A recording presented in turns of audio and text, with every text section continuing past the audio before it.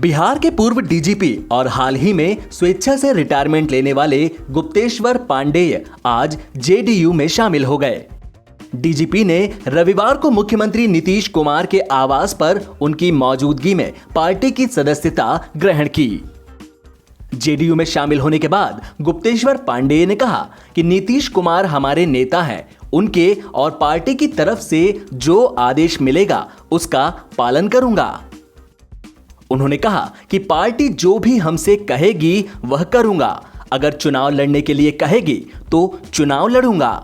बिहार के हर जिले से लोग फोन करते हैं कि आप हमारे यहां से चुनाव लड़ लीजिए। गुप्तेश्वर पांडेय ने कहा, मैं दिल का साफ आदमी हूं। मुझे तो अभी पता भी नहीं है कि राजनीति क्या होती है। जो भी हमारे नेता का आदेश होगा उसका पालन होगा। दरअसल एक दिन पहले ही उनकी बिहार के सीएम नीतीश कुमार से मुलाकात हुई थी। मुलाकात के बाद गुप्तेश्वर पांडेय ने बताया था कि मैं यहां सीएम नीतीश कुमार से मिलने आया था, उनका धन्यवाद करने के लिए, क्योंकि उन्होंने मुझे डीजीपी के रूप में अपने कर्तव्यों की सेवा करने की पूरी आजादी दी। साथ ही उन्होंने ये भी कहा कि मैंने अभी तक चुनाव लड़ने पर कोई फैसला नहीं लिया है। गुप्तेश्वर पांडेय कई मौकों पर बिहार के सीएम नीतीश कुमार की तारीफ कर चुके हैं। उन्होंने नीतीश सरकार की शराबबंदी समेत सड़क, पानी और दूसरे विकास कार्यों की जमकर प्रशंसा की है। उन्होंने कहा था कि वो प्रशासन और पुलिसिंग के मामले में बिल्कुल सख्त हैं। उनका विजन बहुत स्पष्ट है। हाल ही में फेसबुक लाइव के दौरान उन्होंने नीतीश सरकार के सपोर्ट में कई बातों का जिक्र किया था। कई दौर की बातचीत के बावजूद चीन के साथ सैन्य तनाव में कमी न आती देख सेना ने अपनी तैयारियों को और मजबूत कर दिया है। सेना ने पूर्वी लद्दाख में चीन की किसी भी चालबाजी से निपटने के लिए टैंक रेजिमेंट को मैदान में उतार दिया है। इस रेजिमेंट में भीष्म, अर्जुन समेत कई आधुनिकतम टैंक हैं, जो कुछ ही क्षणों में दुश्मनों के परखच्चे उड़ा सकते हैं। इस टैंक रेजिमेंट की तैनाती के साथ ही भारत ने चीन को स्पष्ट संदेश दे दिया है कि युद्ध की स्थिति में वह उसके कब्जे वाले इलाके में घुसने से भी परहेज नहीं करेगी। लद्दाख में तैनात सेना की 14वीं फायर एंड फ्यूरी कॉर्प्स के chief of staff major general Arvind Kapoor ने कहा कि सीमा की रक्षा के लिए टैंकों के साथ इन्फेंट्री कॉम्बैट व्हीकल भी तैनात किए गए हैं। फायर एंड फ्यूरी कोर सिर्फ इंडियन आर्मी का नहीं, बल्कि दुनिया भर की आर्मीज का एक अनोखा हिस्सा है, जिसमें मैकेनाइज्ड फोर्सेस इतनी कठिन टेरेन में सुपर हाई ऑल्टीट्यूड एरिया में तैनात हैं।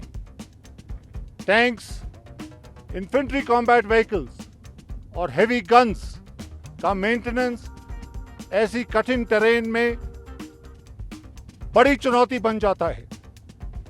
क्रू और इक्विपमेंट रेडीनेस को इंश्योर करने के लिए आज हमारे सभी लॉजिस्टिक अरेंजमेंट्स अपनी अपनी जगह पर हैं। ये क्रू और इक्विपमेंट रेडीनेस को हम कैसे अचीव करेंगे? हमारा हाई मोरल और जोश, हमारी सख्त ट्रेनिंग और स्पेशल विंटर क्लोथिंग क्रू को रेडी टू फंक्शन हालत में रखने में मदद करेंगी। विंटर ग्रेड्स के फ्यूल्स, ऑयल्स और lubricants, tanks, infantry combat vehicles और हेवी गन्स के मेजर असेंबलीज और स्पेयर्स की अवेलेबिलिटी और हमारे फॉरवर्ड रिपेयर टीम्स जो कि इन सिटू लोकेशंस में हर जगह पर मौजूद रहेंगे, ये सब इंश्योर करने की हमारी इक्विपमेंट हर तरह से और हर समय मेंटेन रहे, ये हमारी कोशिश है।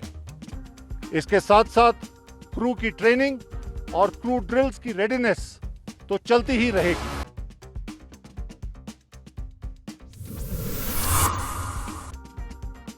चीन के साथ जारी तनाव के बीच भारतीय नौसेना जापान के साथ मिलकर युद्धाभ्यास कर रही है। उत्तरी अरब सागर में दोनों देशों की नौसेनाओं ने 3 दिन की मिलिट्री एक्सरसाइज आयोजित की है।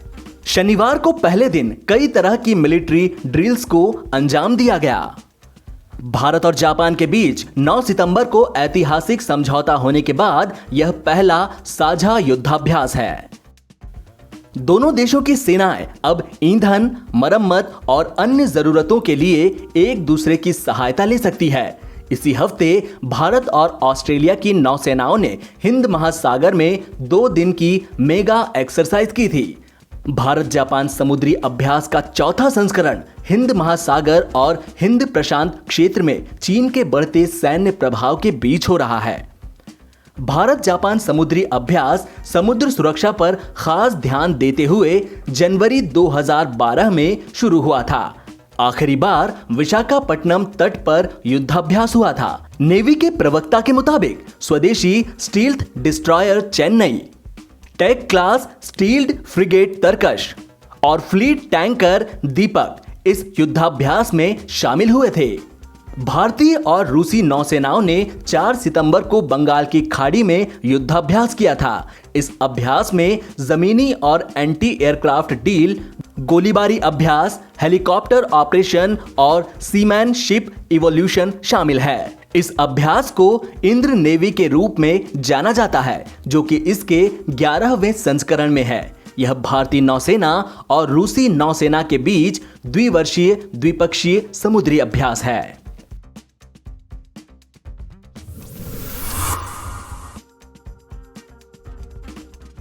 दिल्ली में पिछले कुछ दिनों में कोरोना वायरस के केसेस में काफी तेजी देखी गई है।